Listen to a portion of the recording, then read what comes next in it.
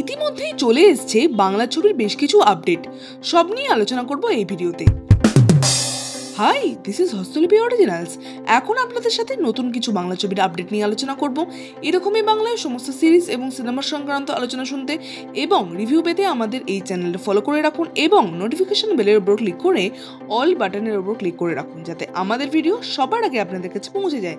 তাহলে চলুন ভিডিওটা শুরু করছি। Hastlipi originals, the ultimate filmy dose.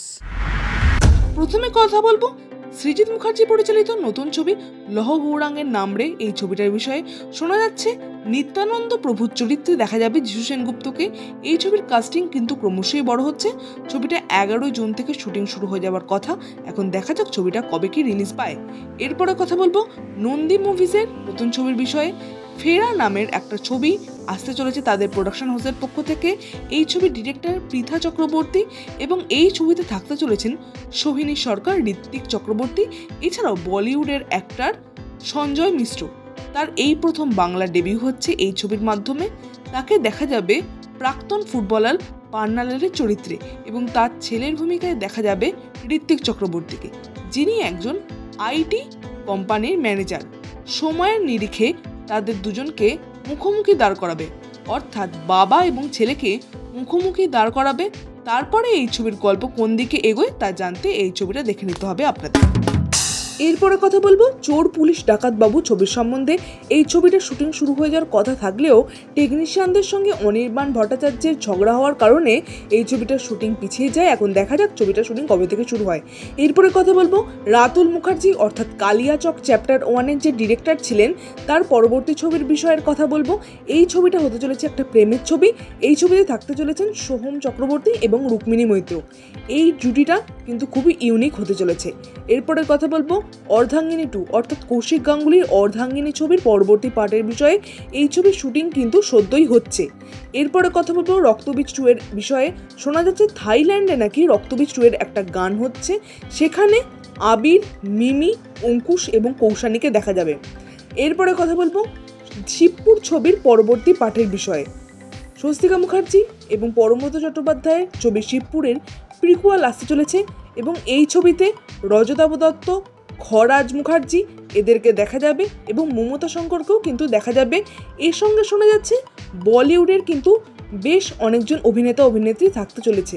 এখন দেখা যাক ছবিটা কবে কি মুক্তি পায়। অরিন্দম শীলের নতুন একটা ছবি আসতে চলেছে, সেই ছবির নাম কর্পূর।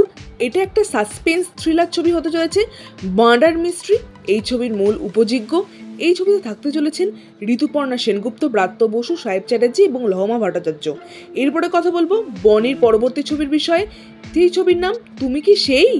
শোনা যাচ্ছে অসমবয়সী প্রেমের কাহিনী এই ছবিতে ধরা পড়বে এবং সবচেয়ে ইন্টারেস্টিংলি বনের বিপরীতে দেখা যাবে দেবশ্রী রায়কে। এরপরে কথা বলবো বনেরই নতুন একটা ছবির বিষয়ে। শোনা যাচ্ছে উইন্ডোজের সঙ্গে বনি যুক্ত হয়েছেন।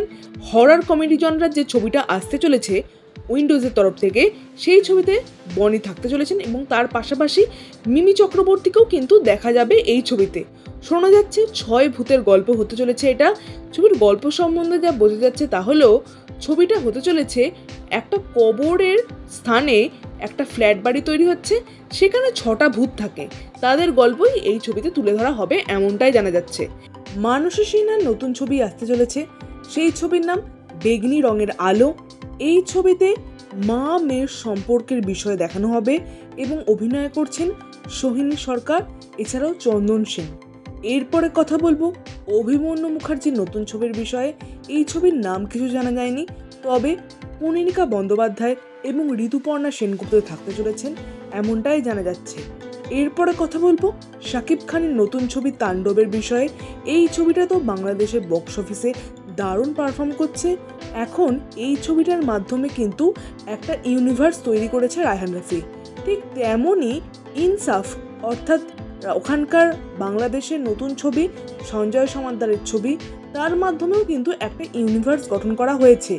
এই ছবির শেষে নাকি একটা ক্যামিও আছে চঞ্চল চৌধুরীর, যার মাধ্যমে একটা ইউনিভার্স সেট আপ করা হয়েছে।